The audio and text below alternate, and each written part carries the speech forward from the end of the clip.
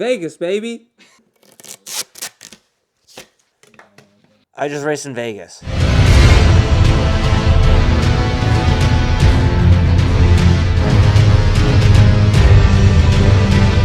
Vegas, known for its gambling, its drinking, its nightlife, its clubbing. Vegas. We weren't in Vegas. We were in Pahrump. Pahrump. Known for its brothels and the one and only Spring Mountain Raceway. Wow! Friday, Saturday, Sunday. Practice Friday, qualifying Saturday, and race Sunday. I got the brand new cart on a Sunday. Alan had 2 days to make this cart. He made it on a Monday, finished it Tuesday. I went over Wednesday to help finish the last minute preps, and then we left Thursday out to the brothel infested Pahrump. We showed up Thursday. I walked the track, and instantly I noticed there was something different compared to K1. It was way more tighter, not a lot of space for passing, not a lot of straights, and on top of that, the asphalt was pitch black. Like, I've never seen asphalt that dark. Showed up Thursday evening. We set up the tent, looked cool, basic setup. We had our little hospitality. Alan was finishing up the last minute bits of the go-kart. Peter was also helping on Lucas's go-kart, and I decided to go out for a walk because I needed to hit my daily steps in. I went to go onto the track, and I noticed something way different compared to K1. There was actually proper grip on the track. You're probably wondering, like, why would I be able to notice that while I'm walking? But I did, because while I was walking on the track, my feet were getting stuck to the ground. So I was so hyped for this race because coming off of K1, we had a pretty good field for this season of Pro Kart. On the way, when I was going there, I get a call from one of my teammates that basically, if he's the one that goes, then the whole team goes, and there's a lot of other guys that go. Calls me, and he's like, yo, are you going to Spring Mountain for the race? And me thinking he's probably on his way, I said, yeah, dude, I'm so hyped. Like, I got a brand new chassis. Alan built it last night. And he says, yeah, we're not showing up. So I was like, right. So we show up, and I already had this pre-notion that they're not showing up. So if they don't show up, then the other guys won't show up. So there was only 4 people at this race. We drove all the way out to Vegas to race 4 people. That was that. So then I came into the weekend thinking, okay, great. 4 people, that's okay. We could just, hopefully get an easy win, get some points in the bag, go get this, if we win the championship, we get a free entry to Super Nats. I'm like, okay, cool. So let's just take this weekend easy. Got a new car. Let's break it in nicely. Learn the track, learn the kart, keep it like a test weekend. So we did that. On the first 3 days we were there, 2 days we were there. Alan and I were just learning more about the new chassis. It was a good day. If you go tight, they're not going to be able to pass. Yeah, and seriously, the best spot is the straightaway. If you just check up a little, entering the straight, get that drive out, they'll never pass you. There's major differences between the new chassis. There's updated brakes. I'm getting a phone call. Hi, Mom. Just like commentary on the whole weekend. So updates on the new chassis. There are updated brakes, updated like the way the frame is built, updated aero. So the brakes are now from free floating to actually like solid, like not floating at all brakes, and there's like no humps in it, so it helps with like the cooling, and there's slits and stuff on it that also helps with the cooling. And then if you go over to the aero side of it, there's slits on the front of the fender that also help with the tire cooling, so it's cooling the tire.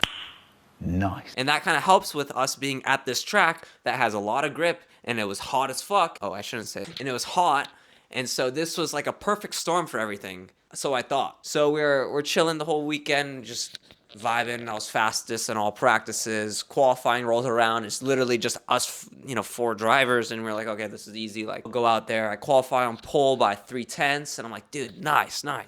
And there's like, murmurs around the paddock, like, because I was like, I didn't mention before, another driver that was supposed to race, Billy Musgrave, who's like the #1 driver in the nation. Lawrence Clawfield Jr., and I just wanted to say I think Billy Musgrave's a sissy. I was watching your broadcast, and when I saw that move, was supposed to show up and race this race. And so this would have been a good, indication of like where I would match up in the nation, if that makes sense, if you were to compare like that. And so I was like, all right, perfect. Like, this is good. But turns out I talked to him that weekend, and he's like, yo, I can't find my motor.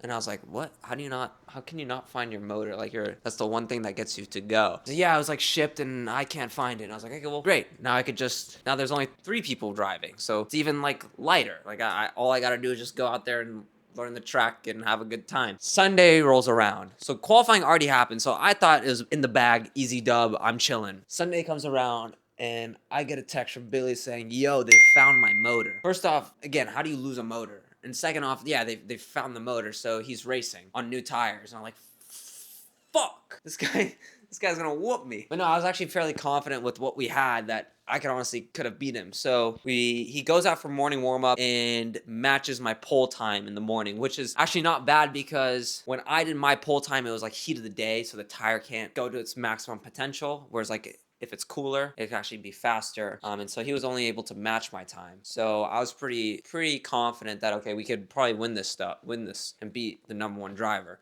And so we go out for the heat race, and it lasted for 3 laps. He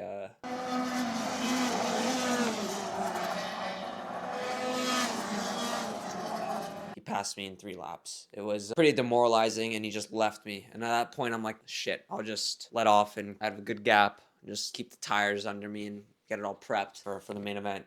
And I pull off the track, and I get out of my go-kart, and I like go say like dab up Musgrave. I'm like, oh, good job. And I look at my tires, and I look at his tires, and my tires are shot, absolutely destroyed. I was kind of in defeat at that moment because I look over at his tires and they had like a fairly big chunk of just tire left. Mine are just shredded, absolutely diced. And so I'm like, I don't even know what to do. And we come off the track and Alan's just reaming me about why I was racing him that hard because we have a 24-lap main now with those tires. So Alan and I go back to the drawing board. I fix my driving. I fix whatever I need to fix. And Alan and I fix a little bit of the setup. We change the axle. And we go out for the main event pretty confident that we could still win this if we flip tires. We did everything we could to manage the tire. Oh my God. I've noticed this whole time. It's fine. They're not going to notice. All right. So main event rolls around. We changed the axle, flipped the tires, rotated them on both sides so that I could get the grip from the inside to the outside and the outside to the inside. So we start the race, get a good launch again.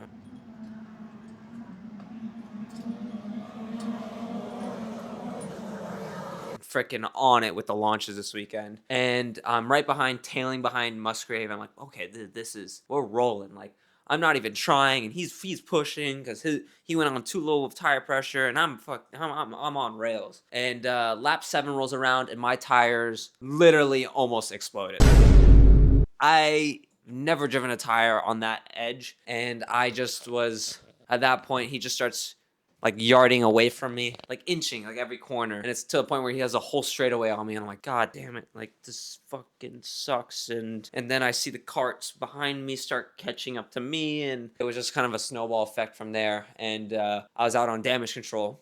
And then I get passed, and at this point I'm in 3rd, and I'm like, okay, well, I just gotta finish. And so I finished 3rd, but all in all, we had it wasn't something that I expected. I thought we could have honestly won that if it wasn't for my mental being. So, bro, what is it with the phone calls? Ethan, do you want to say something to the video? Alright guys, please watch Keon's videos because in just a few weeks, bro's gonna be extra shredded. And who doesn't want to see a shredded man drive? Look at that man's jawline. All right, so main event's over. I finished 3rd. Yeah, just looking back on the weekend, the chassis could have done it. It was just more so me. I was just over my head by just thinking that no one was going to show up. And when the #1 driver shows up, I tried to beat him and didn't go the way we wanted to go with the tires literally almost exploding. And that's just due to like the heat that we were in that weekend. Like 100 degrees or whatever. But all in all, I mean, it was a good weekend. We learned a lot, and we found some stuff that we could, we're going to utilize for the next race. And that, I think for sure, we're going to be able to be up in the front and hopefully challenge for a win. Just got to keep working hard at it. Yeah, that's basically what happened at round 3 of Pro Kart.